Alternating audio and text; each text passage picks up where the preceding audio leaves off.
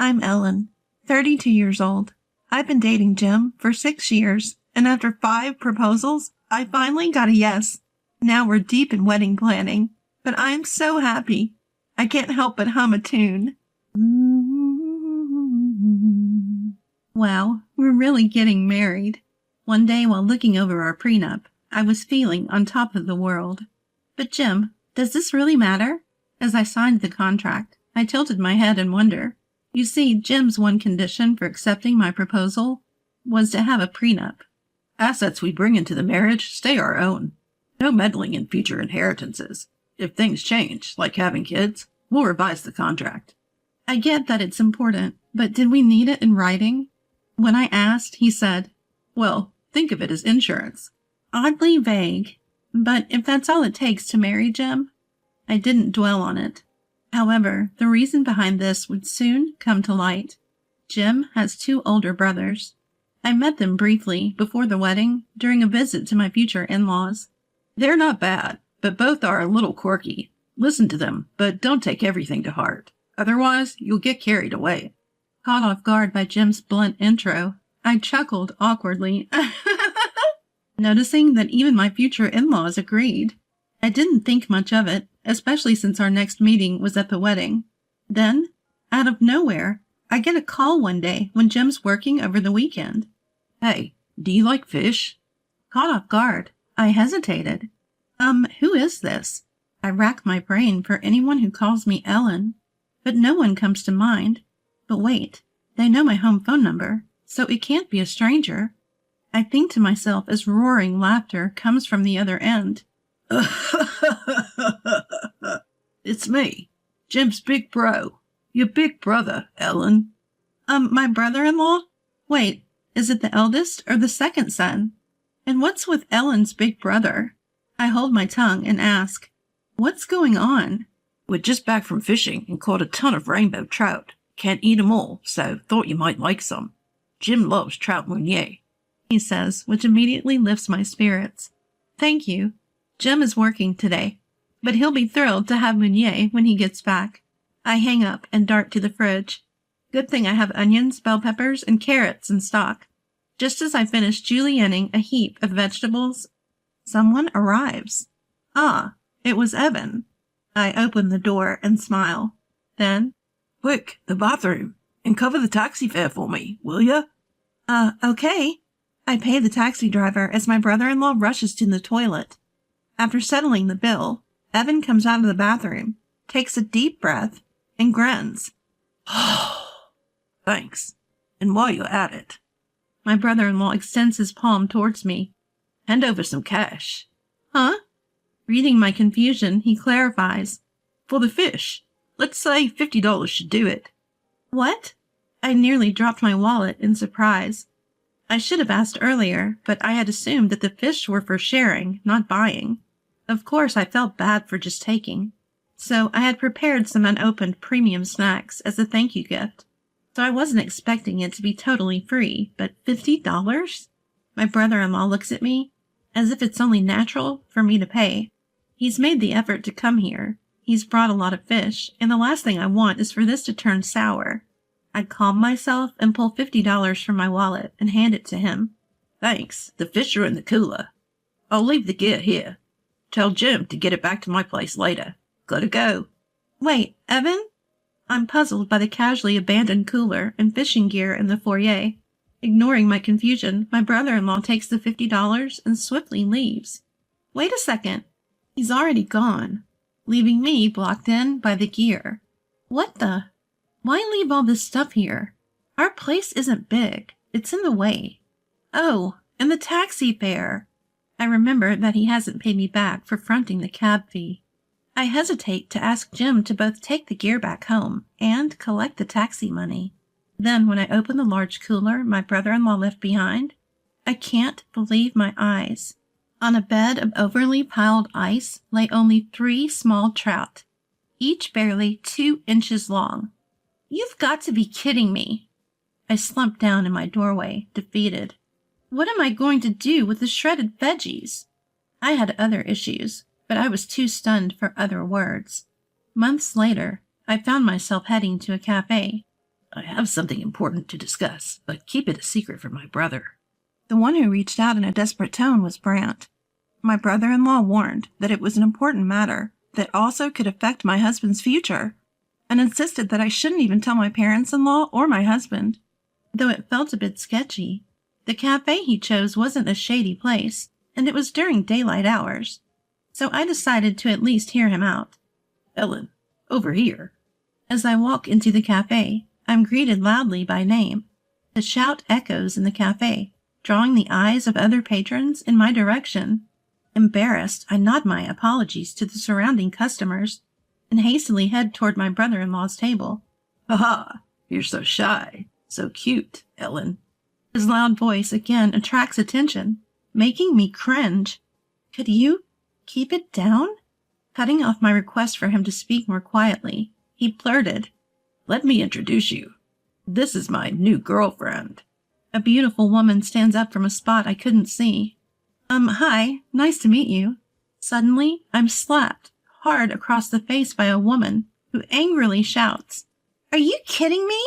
I'm left stunned, my cheek tingling. Why did a woman I just met slap me?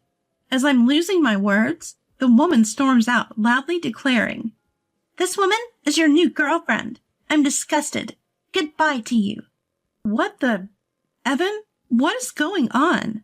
I wince at the pain on my cheek as I start to demand an explanation. Why did this just happen? Anger surges up inside me. You said this was important regarding my husband's future. Outrageous, I protested. But my brother-in-law just laughed it off. My brother-in-law chuckles. Sorry, we were breaking up. You helped me clear the air. Thanks for playing the role of the girlfriend. Hey, don't get mad. Let's talk this through, Ellen. Don't call me Ellen. Although I'm furious, my brother-in-law is unfazed. Oh, come on. This kind of thing happens. Are you kidding me? This is the first time something like this has happened to me. How can I possibly stay calm? I couldn't help but yell. Then my brother-in-law says, Wow, Ellen, you're scarier than you look. Surprising. But hey, look around. You're freaking out the other customers. I snap back to reality. As I look around, I see a multitude of faces staring at me. Confusion, annoyance, curiosity. Unable to withstand the gazes, I crouch down. My brother-in-law strides past me. Well, see you. Say hi to Jim for me. Evan, wait! Before I could catch up, he's out of the cafe. Then a timid waiter approaches me. I'm sorry, your bill? What the heck is going on? I wouldn't have shouted just like that if no one were around to hear me. I was fed up with Evan and Brant for what they had put me through. I told my husband everything, and we agreed to ignore any messages from his brothers, unless absolutely necessary. Any necessary communication would go through my husband, and that's how we'd been handling it. But when it comes to my parents-in-law, it's a different story. They've always been wonderful to me, and besides, they're my beloved husband's parents. There's no way I could say no to joining their 60th birthday celebration. Wow, this place is bigger than I imagined. It's breathtaking, and the garden looks amazing. Is that a guest house? Yes, the main house is relatively new, but the guest house is a relocated traditional home. It's about 230 years old. Thatched roofs and verandas? Does that work well? Can I take pictures later? My mother-in-law, who loves old buildings, looked delighted, which made me smile too. Of course. My mother-in-law's cheeks flushed charmingly, and next to her my father-in-law leaned against a thick pillar, squinting in satisfaction. They both looked incredibly happy. They'd requested the party be held in this old house I'd recently inherited from my grandparents. Our first meeting was during a tour of old buildings. We sat side by side on the porch, had coffee, and hit it off when we realized we were the same age. It was some time ago when my father-in-law shared his bashful story of how he and my mother-in-law first met. Perhaps I should have invited you before we started moving the furniture. I felt a pang of regret. This house had been rented out as a restaurant until last week. After its closing, they had requested to tour the empty place, but maybe I should have shown it to them when it was still furnished. No worries, it's perfect this way. The peace and quiet lets us really soak in the atmosphere, my mother-in-law reassured me. True to their word, my parents-in-law arrived 2 hours earlier than the party was scheduled, taking their time exploring the house and enjoying coffee on the veranda. And then the peaceful atmosphere was broken by noisy footsteps. What? Only Jim is here to welcome us? No one else? And catering for dinner? Seriously? It's hard to believe. The only one who gently set Brant straight was my husband, Jim. Come on, this is Mom's request, and you act like it's a letdown. But this is a deluxe bento box from a popular restaurant. Jim says this with his usual smile, the one I love so much. You act like it's just any lunchbox. Why didn't you just book the place during business hours? You're too cautious, Jim. Evan sighed as he said this. But seriously, how much does he think it costs to book an entire upscale restaurant? You're complaining about today's party expenses being high, and you call me frugal? Plus, they haven't even paid me back for the cab fare from when they dumped those 3 measly trout on me, or for the expenses from their lovers' quarrel. I can't just let them walk all over me. I muttered some choice words under my breath. This was all unfolding on the day of my in-laws' 60th birthday celebration. As soon as my parents-in-law were off exploring another part of the estate, Brant blurted out, Hey, I've got a great idea. Yeah, your great idea doesn't usually mean good news for me. I must have shown my thoughts in my face because my husband sitting next to me looked concerned. And sure enough, both Evan and Brant started to smirk. We're family, aren't we? My husband tilted his head, clearly puzzled by the sudden inquiry. This place is closed now, right? Yes it is. My husband nodded, and the 2 brothers leaned in eagerly. Man, you hit the jackpot, marrying into money. Yeah, really. You've got this massive estate all to yourself now. They sang this in a sycophantic duet. Are you guys misunderstanding something? But my husband's words went in one ear and out the other. Can't hog it all to yourself, right? A little sharing won't hurt. At this point, their enthusiasm almost made me nauseous. Then it dawned on me. What would you like? I forced a smile, and their eyes lit up. They clearly thought that my inheritance was also my husband's, and by extension theirs to enjoy. As if. When the topic of my inheritance came up, my husband asked, You've stored the prenup safely, right? I promise I won't interfere with what's yours, but I'm here if you ever need advice. That's what my husband said, and he really never asks for even a single dollar. I love how kind, clear-headed, and continually endearing my husband is. In stark contrast, the pitiful state of the 2 brothers. With people like that, there's no need for reservations. The location is prime real estate. Just step outside and you can get whatever you want right away. Plus, the mansion is really massive. I mean, it's too big, isn't it? Evan remarks. What if we told him, from today, your brother's family is going to live here. Cut ties if you're not okay with it. Brant says, grinning. I took a deep breath. Sure. The brothers tilted their heads in unison. Really? Despite having initiated the conversation, they seemed a bit taken aback when I reassured them. It's fine, really. Feel free to do as you please. Not just Evan's family, but you too, Brant. Here are the keys. Handing them the bundle of keys, they all looked pleased with themselves. Good on you for being so understanding. Nice going, sis. Eagerly, they began their moving preparations. Ellen? I turned my real smile toward my concerned husband. Don't worry, it's all good. Fast forward to a few days later. We were relaxing at home when the doorbell was frantically rung. Opening it, we found my brothers-in-law pale as ghosts. What the hell is going on? Tell them to stop now. They were panicking, full of desperation. Our house is being demolished. We got home, and there were heavy machines tearing it down. We told them to stop, but they won't listen. So what are you going to do about it? That was the general vibe coming from my brothers-in-law when I calmly chimed in. Well, that makes sense. Everyone's eyes suddenly turned to me. What do you mean? A tower apartment is going to be built there. They can't build it without tearing down the house, can they? Huh? Both my brothers-in-law were dumbfounded. The reason the fancy restaurant shut down, or rather moved, was for that project. We kept the utility contracts through the end of last month because of the 60th birthday celebration. Was today inconvenient for you? Aha. Realization dawned on them, and they went pale. Is this some kind of joke, Ellen? Even if they say it's a joke, the bulldozer's already here, so there's no room for jokes.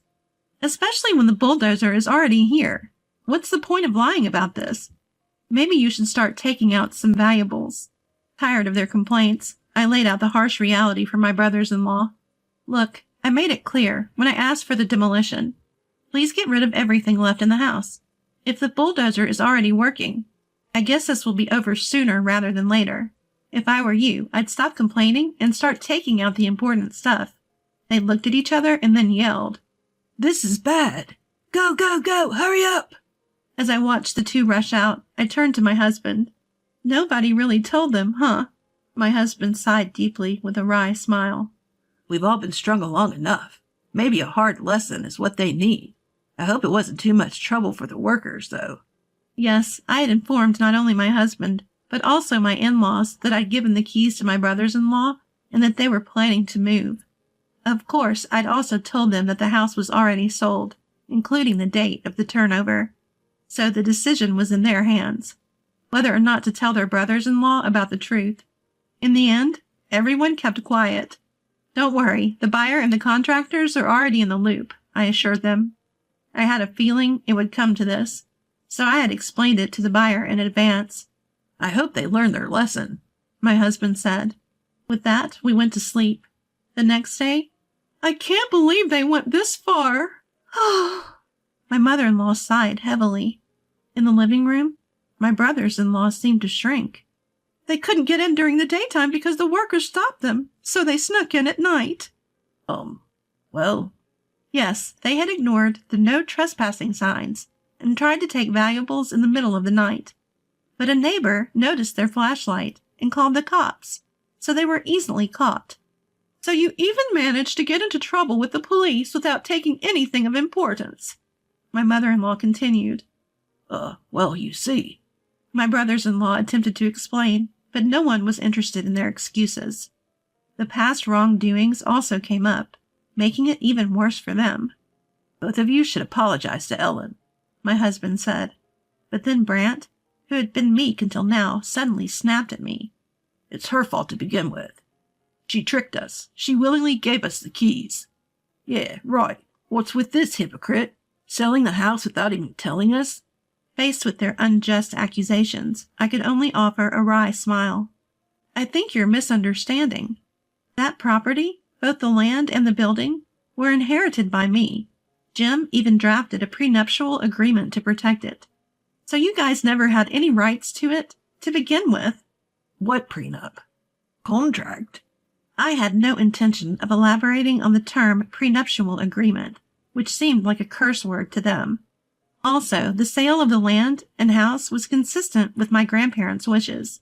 They had considered selling it several times before, and yet my grandparents had wanted to keep it as long as they were alive. To be honest, maintaining it was too much work, so when I inherited it, my grandparents had suggested I proceed with selling it. So I just followed through with the realtor my grandparents trusted. Of course, it's my right to sell the property. My brother-in-law has no say in it. But aren't we family? Don't be petty. While considering whether my brother-in-law would argue further, I think back on my past. I started taking marriage seriously about 3 years ago. My dad raised me all by himself. My mom passed away right after giving birth to me. Dad and I were the best of friends. We'd go camping in the summer and snowboarding in the winter. So many memories. But then, out of nowhere, he got sick and passed away. I felt pathetic for never being able to do anything for him, and it broke my heart to feel his absence in the home we had shared. My husband is the one who comforted and supported me through this.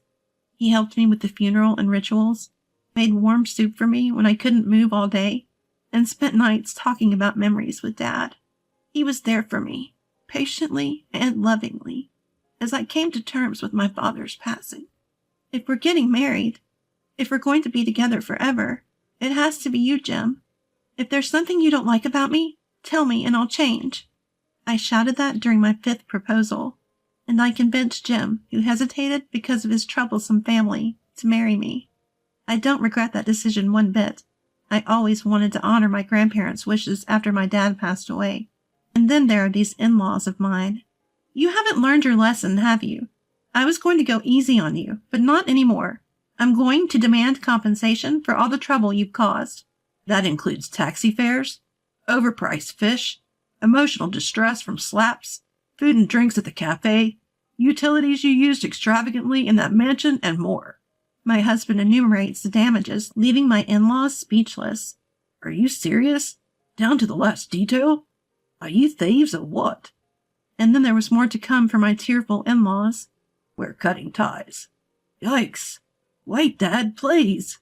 Afterward, they were ousted from the family, shunned by distant relatives, and left with no one but each other in a tiny one-room apartment. Is this really okay? It's so wonderful. In the newly built tower condominium, we became neighbors on the same floor with my parents-in-law. Of course, one of the sale conditions was that we'd get a whole floor in exchange for the land. Thank you for accommodating my wishes. Some parts of the old house my grandparents left behind, like beams and furniture, were incorporated into our new home. We took new photos with my in-laws. We'll display these next to the old pictures. Captured there were the smiles of all my loved ones. I resolved to cherish these smiles forever.